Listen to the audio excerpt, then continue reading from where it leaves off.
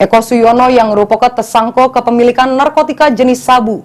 Pihak keluarga menepis sangkaan itu sehingga ngaju ke sidang pra-peradilan guna ngungkap ke kalau tersangka Eko tidak bersalah karena dijebak oleh kawannya.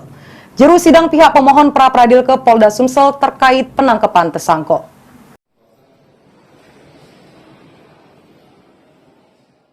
Eko Suyono, bujang desa Gajah Mati, Kecamatan Babat Supat, Kabupaten Banyuasin, yang ditangkap oleh Ditres Narkoba Polda Sumsel, sehingga pemohon maini pra-peradil ke Polda Sumsel di Pengadilan Negeri Palembang. Penasehat hukum pemohon Ari Andrian ngungkap ke kalau Eko diperiksa polisi, dirinya tidak ngakui kepemilikan narkoba tersebut. Namun diduga sudah dipaksa supaya ngakui kepemilikan narkoba tersebut, sehingga Eko dikena ke pasal 114 ayat 2. Pernah menerima sabu itu, setelah dimasukkan ke Eko, ya Eko tidak tahu kalau itu sabu. Nah tiba-tiba polisi mengambil sabu itu di dalam kantong. Ya Eko bingung, kenapa polisi bisa tahu di situ di kantong saya ada barang. Nah, kemudian setelah diperiksa oleh polisi, tidak tahu menahu, Eko kemudian ditangkap, dibawalah ke Polda Res Narkoba Polda Sumsel. Nah setelah itu Eko kan ini tidak pernah mengakui ya, sejak awal itu tidak pernah mengakui kepemilikan narkoba itu, tapi diduga dipaksa agar mengakui kepemilikan itu, sehingga di situ dikenakan, klien kita ini dikenakan pasal 114 ayat 2 kepemilikan pengedar ya. Itu ancaman maksimal 20 tahun penjara. Ini kan sangat merugikan klien kami, Eko. Eko ini sebenarnya kan 10 betul ya.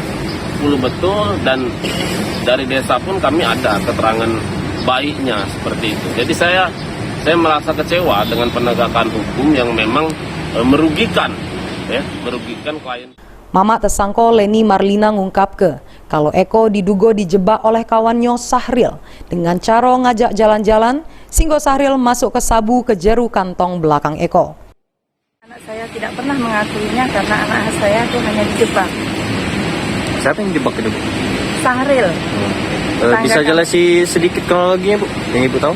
Ya, Sahril itu datang ke rumah saya sekitar jam 2 mau mengajak nonton bola, tapi tidak dipulangkan setelah nonton bola dan diajak jalan-jalan ke Betung, dan saya menerima kabar jam 9 lewat malam itu bahwa anak saya sudah ditangkap di Ditres Narkoba Polda. Ketua Panwascam Babat Supat, Alia Bratamuba, ngungkap ke kalau tersangka sehari-hari begawe di Panwaslu Kecamatan Babat Supat, menyangkal terkait penangkapan tersangka karena penerimaan Panwaslu Kelurahan sangat ketat.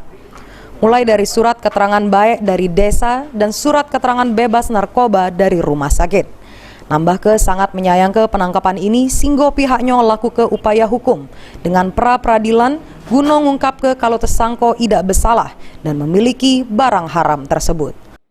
Rekrutan kita sudah minta surat kelakuan baik dari desa, juga dari rumah sakit, itu termasuk surat keterangan bebas narkoba. Tanggapannya atas penangkapan anggotanya, Pak, siapa nih? Sebenarnya kami sangat menyayangkan atas peristiwa ini, karena banyak ganjilan yang menurut info yang kami terima itu banyak ganjilan atas penangkapan. Lutfi, PAL TV.